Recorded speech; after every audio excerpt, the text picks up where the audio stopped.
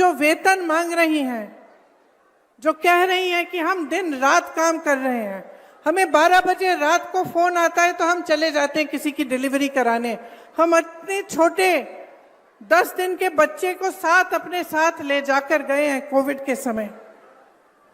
तो हमें 24 घंटे मौजूद होना पड़ता है, 24 घंटे तैयार होना पड़ता है काम करने के लिए। 20 सालों से यहाँ कौन सरकार में रहा? 20 सालों से किसने नीतियां बनाई?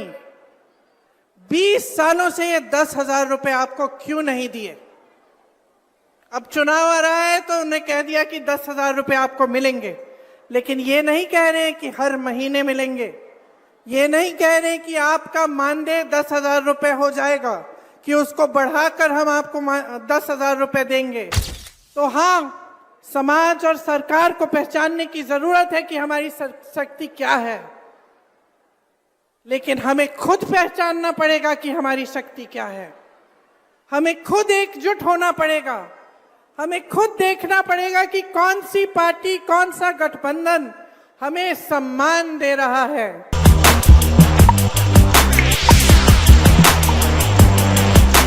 नमस्कार, मैं सुरभि मानसी और आप देख रहे हैं वॉइस अप। तो आज सदाकत आश्रम में प्रियंका गांधी की बेहतरीन एंट्री हुई, जहां उनकी स्वागत के लिए काफी जन सैलाब मौजूद थी। महिलाओं की भीड़ जुटी हुई थी। महिलाओं की संख्या गिनने लायक नहीं थी, क्योंकि इतनी भीड़ जुटी हुई थी भयंकर वाली कि प्रियंका गांधी से मिलने के लिए। यहाँ तक कि सदाकत आश्रम के बाहर जो प्रियंका गांधी के आगमन को लेकर प्रियंका गांधी के नारे लगाए जा रहे थे, प्रियंका गांधी, प्रियंका गांधी, और कांग्रेस के इंडियन अलायंस के भी नारे लगाए जा रहे थे। वहीं पर वोट छोड़ गद्दी छोड़ ये नारा भी लगाया जा रहा था। इस बार बिहार के विधानसभा चुनाव से पहले ये नारा जो है इंडियन अलायंस का पसंदीदा नारा हो चुका है कि वोट छोड़ गद्दी छोड़।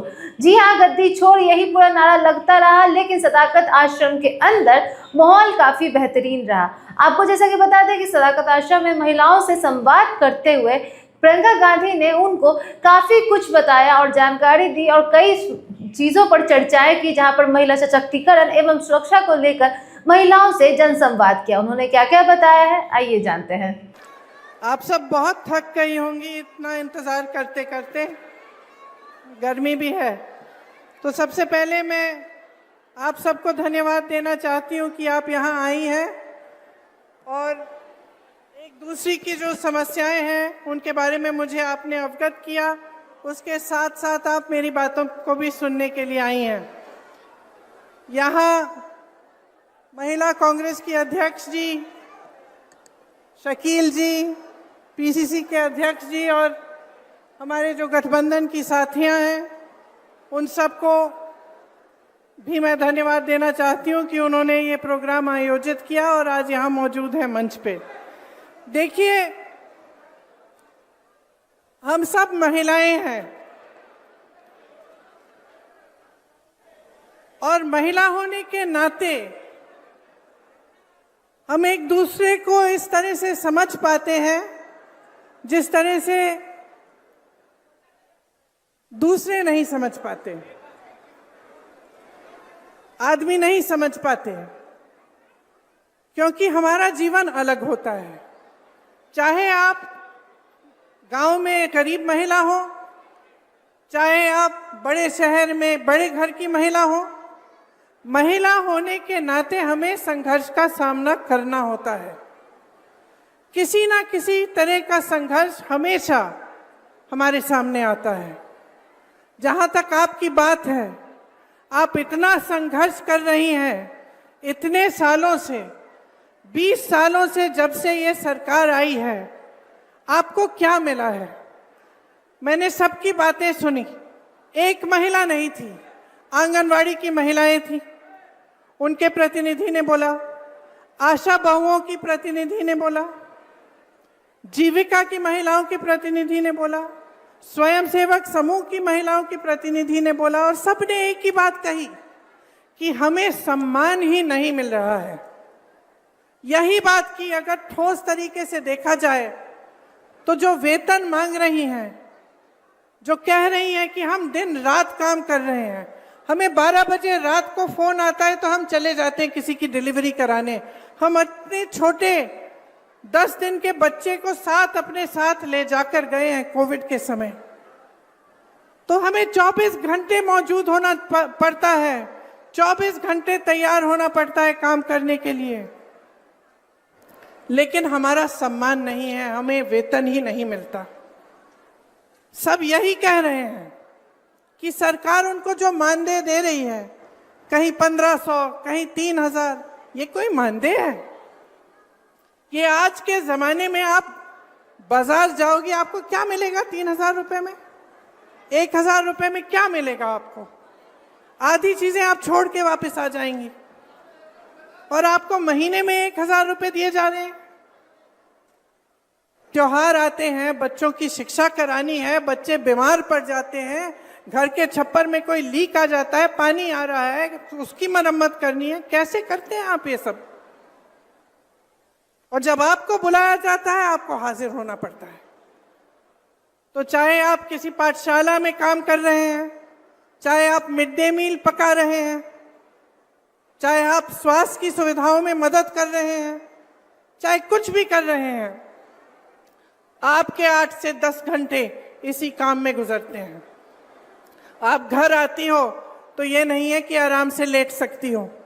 आप घर आती हो तो आपको अपने बच्चों को संभालना है, उनकी पढ़ाई की देखरेख करनी है, किसी का स्वास्थ्य ठीक नहीं है उसका देखभाल करना है, पूरे घर को खाना खिलाना है, परिवारजनों को खाना खिलाना है, और जब तक वो सब सोते नहीं हैं तब तक आप सोती नहीं हो। सच है कि नहीं है? सच है ना? तो ये समाज और ये जो सरकारें हैं, ये आपका सम्मान क्यों नहीं कर रहे हैं? ये मैं पूछना चाहती हूं। आपने सोचा है कि चुनाव आ रहा है, चुनाव के आज शायद 1-1.5 महीने पहले हम चुनाव आ रहा है तो आपको 10,000 रुपए मिल रहे हैं। तो ऐलान हो गया है कि आपको 10,000 रुपए दिए जाएंगे। 20 सालों से यहां कौन सरकार में रहा? 20 सालों से किसने नीतियां बनाई? 20 सालों से ये 10,000 रुपए आपको क्यों नहीं दिए? अब चुनाव आ रहा है तो उन्हें कह दिया कि 10,000 रुपए आपको मिलेंगे, लेकिन ये नहीं कह रहे कि हर महीने मिलेंगे। ये नहीं कह रहे कि आपका मानदेय 10,000 रुपए हो जाएगा, कि उसको बढ़ाकर हम आपको 10,000 रुपए देंगे। ये सिर्फ ये कह रहे हैं कि अब बड़ी संख्या में हम महिलाओं को 10,000 रुपए दे देंगे। क्यों? ताकि आप अपना वोट उनको दें। सिर्फ एक ही मकसद है, एक ही नियत है। महिला पर क्या बीतती है? महिला जब एक जगह से दूसरी जगह जाती है तो असुरक्षित महसूस करती है अपने आप को। अपराध बढ़ गए हैं महिलाओं पे, 10 गुना बढ़ गए होंगे। ये जो लड़की अभी स्टेज पे आई थी, क्या कह रही थी कि मैं जब कॉलेज जाती हूँ दीदी, मुझे डर लगता है, मुझे डर लगता है। पढ़ाई के लिए जा रही है, घर से जा रही है, वापस आ रही है, उसको डर लगता है, क्योंकि इस सरकार ने उसको सुरक्षित करने का कोई काम नहीं किया। महिलाओं के बलात्कार हो रहे हैं, अपराध हो रहे हैं महिलाओं पे, ये लोग एफआईआर दर्ज तक नहीं होने देते। जब आप एफआईआर दर्ज करने जाते हैं, मना किया जाता है। मैंने बार बार ये देखा है। मैं यूपी में काम करती थी, 5 साल काम किया। मेरे ख्याल से हर हफ्ते, हर 10 दिन ऐसा एक केस आता था जहां महिला पे अपराध हुआ है और उसके लिए कोई मदद नहीं है, कोई खड़ा नहीं हो रहा है उसको मदद करने के लिए, वो खुद खड़ी है। नौजवान महिलाएं थी, 20-25 साल की, अपने आप अपना केस लड़ती थी, एफआईआर दर्ज करने के लिए लड़ती थी, उनको भी जला डाला, मार डाला। तो इस समाज को बदलेगा कौन? बदलेगा कौन? जब तक आप अपनी शक्ति को नहीं पहचानेंगे तब तक कुछ नहीं बदलेगा। और मैं तब से, जब से मैं यूपी में काम कर रही थी, जब से मैंने वहां कहा कि 40% महिलाएं कांग्रेस पार्टी से चुनाव लड़ेंगी, चाहे हारे चाहे कुछ ना हो, लेकिन लड़ेंगी जरूर। इसीलिए ये नारा हमने जारी किया था, लड़की हूं लड़ सकती हूं। आपको महिलाओं को ये बताने के लिए कि आपकी एक बहुत बड़ी शक्ति है। आज नीतीश जी, मोदी जी, अमित शाह जी आज इस शक्ति को पहचान रहे हैं।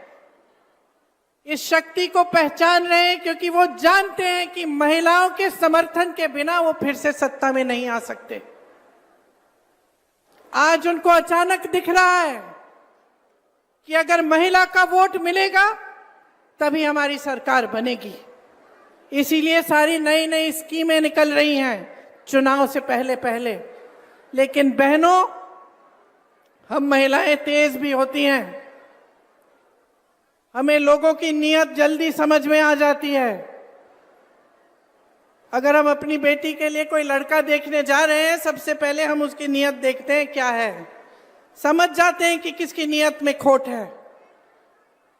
तो जब आपको सिर्फ चुनाव के पहले स्कीम दी जा रही है, सिर्फ चुनाव के पहले पैसे दिए जा रहे हैं, आपको समझना चाहिए कि नीयत में खोट है।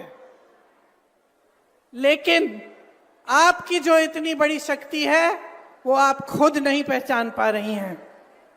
अगर आप एकजुट हो जाएंगी, इस देश की आधी आबादी है, देखते हैं कौन रोक सकता है आपको। देखते हैं किसकी हिम्मत है, किसी भी पार्टी की हिम्मत हो कि आपको 3,000 रुपए का मानदेय दें महीने में।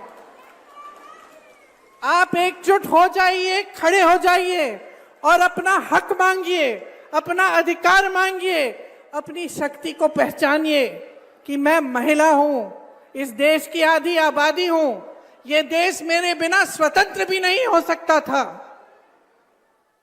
अगर इस देश की महिलाएं उस समय नहीं जागी होती, अगर वे स्वतंत्रता संग्राम में इकट्ठे होकर लड़ती नहीं, तो हम आज स्वतंत्र भी नहीं होते। तो हाँ, समाज और सरकार को पहचानने की जरूरत है कि हमारी शक्ति क्या है, लेकिन हमें खुद पहचानना पड़ेगा कि हमारी शक्ति क्या है। हमें खुद एकजुट होना पड़ेगा, हमें खुद देखना पड़ेगा कि कौन सी पार्टी, कौन सा गठबंधन हमें सम्मान दे रहा है।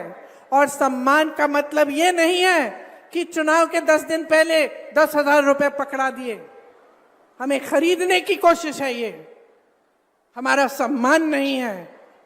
हमारा सम्मान तब होगा जब आपको मानदेय, हर महीने का मानदेय सही मिलेगा। सम्मान तब होगा जब आपको पैरों पे खड़े होने के लिए पूरी तरह से सरकार आपका समर्थन करेगी। आपका सम्मान तब होगा जब आपकी बेटियां पढ़ने जाएंगी और अपने आप को सुरक्षित समझेंगी।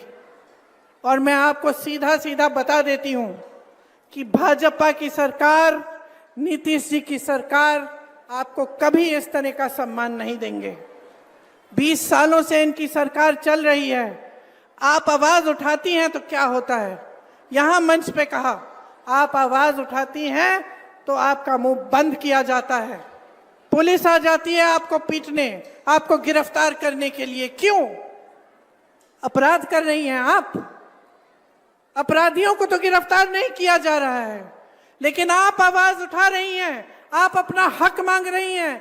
आप कह रही हैं कि मैं 8 से 10 घंटे काम करती हूं, मुझे ये 1,000, 1,500 रुपए का मानदेय, ये 3,000 रुपए का मानदेय स्वीकार नहीं है, मुझे सम्मानजनक मानदेय दो। तो आपको पीटा जाता है, आपको पकड़ के थाने ले जाया जाता है। ऐसी सरकार कभी आपका सम्मान नहीं कर पाएगी। हमारे गठबंधन ने तय किया है कि जो जरूरतमंद महिलाएं हैं उनको 2,500 रुपए हर महीने मिलेगा। आपके मानदेय की बात हम सब अच्छी तरह से समझ रहे हैं और आपके मानदेय को बढ़ाने के लिए, आपके सम्मान के लिए हम सब काम करेंगे। आपने यहाँ मंच पे कई महिलाओं ने अपने बच्चों की स्वास्थ्य की बात की। हमने तय किया है कि जिस तरह से कांग्रेस की सरकार ने राजस्थान में 25 लाख का स्वास्थ्य बीमा जारी किया था, उस तरह से बिहार में हम उसे लागू करेंगे। इसका मतलब है कि 25 लाख रुपए तक कोई भी स्वास्थ्य सुविधा, चाहे वो सर्जरी हो, दवा हो, कुछ भी हो, वो आपको मुफ्त में मिलेगी। ये आपके समर्थन के लिए है, ये इसलिए है ताकि आपको अपने बच्चों के लिए, अपने स्वास्थ्य के लिए, अपने परिजनों के स्वास्थ्य के लिए संघर्ष नहीं करना पड़े। हमने ये तय किया है कि हम भूमिहीन परिवारों को 3 से 5 डिसमिल जमीन दिलवाएंगे। और सुन लीजिए, इस जमीन का मालिकाना हक महिलाओं को दिया जाएगा ताकि जमीन आपके नाम हो, जमीन आपकी हो। ये आपकी शक्ति है जिसे हम पहचान रहे हैं, ये आपका सम्मान है जिसे हम समझ रहे हैं। तो मैं वैसे आपकी बातों को सुनने आई थी, भाषण देने नहीं आई थी। मैं चाह रही थी कि एक संवाद हो, कि मैं भी समझूं, क्योंकि मैं उत्तर प्रदेश की महिलाओं की समस्याओं को जानती हूं, केरल की महिलाओं की समस्याओं को जानती हूं, अन्य जगहों में जहां जाती हूं मैं समझती हूं। मैं समझना चाहती हूं कि कितना संघर्ष है आपके जीवन में। और जो मैंने सुना उससे स्पष्ट हो गया है कि आपके जीवन में इतना संघर्ष है। आप पूरे समाज का बोझ उठा रही हैं, आप समाज का बोझ उठा रही हैं, लेकिन समाज और सरकार आपकी तरफ देख ही नहीं रही है। जहां सरकार को मदद करनी चाहिए, जहां आपको सशक्त करना चाहिए, वो काम नहीं हो रहा है। एक बहन ने रोजगार की बात की, कहा कि यहाँ से तमाम लोग पलायन करके चले जा रहे हैं। इसका मतलब है आप अकेली रह जाती हैं, अकेली सभी संभालती हैं। जो पैसा आता है उससे खर्चा हो जाता है, ऊपर से आप आशा बहुएं हैं, आंगनवाड़ी हैं, आप ये सब काम कर रही हैं, जीविका का काम कर रही हैं, और फिर भी संघर्ष है, अकेली रह रही हैं। तो इतना संघर्ष है, इतना बोझ उठा रही हैं आप, क्या इस बोझ को पहचानना नहीं चाहिए नेताओं को, सरकारों को? क्या आपको नकारा जाना चाहिए? क्या ऐसी बात होनी चाहिए कि भाई चुनाव आ रहा है, चलो अब महिलाओं के लिए जल्दी जल्दी एक स्कीम निकाल देते हैं, 10,000 रुपए पकड़ा देते हैं, हमें वोट मिल जाएगा? क्या ये सही है? मैं सिर्फ ये कहना चाहती हूं कि अपने अंतर्मन में झांको, देखो जीवन क्या है आपका। आप जी रही हो, आप संघर्ष कर रही हो, आप अनुभव कर रही हो। ये मेरी बहन वर्दी पहन के खड़ी है, पुलिसकर्मी है। क्या इसका संघर्ष कम है? कम नहीं है।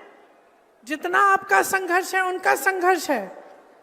हम सब बहनें हैं, हम सब के अलग अलग संघर्ष हैं, और ये बहुत जरूरी है कि हम इन संघर्षों को एक शक्ति में बदलें। कि हम जब देखते हैं कि हमारा जीवन का अनुभव क्या है, कि 20 सालों से हमारे जीवन में तरक्की हुई ही नहीं है, बिहार में आपके जीवन में तरक्की हुई ही नहीं है, इतने साल हो गए हैं। कह रही थी एक बहन की 50 साल की स्कीम है, बदलाव नहीं आया। तो जब आपके जीवन में इतना संघर्ष है, ये आपका अनुभव है, आप देख रहे हो, बच्चों को पढ़ा नहीं पा रहे हो, बीमार पड़ जाते हैं, इलाज नहीं कर पा रही हो, दिन रात काम कर रही हो, मानदेय नहीं मिल रहा है, तो अपने मन के भीतर एक ज्वाला जगाओ ना बदलाव की। बोलो ना कि हमें बदलाव चाहिए, कि ये शक्ति हमें महात्मा गांधी जी के संघर्ष ने दी थी, हमारे संविधान ने दिया है, हमारे पास वोट है,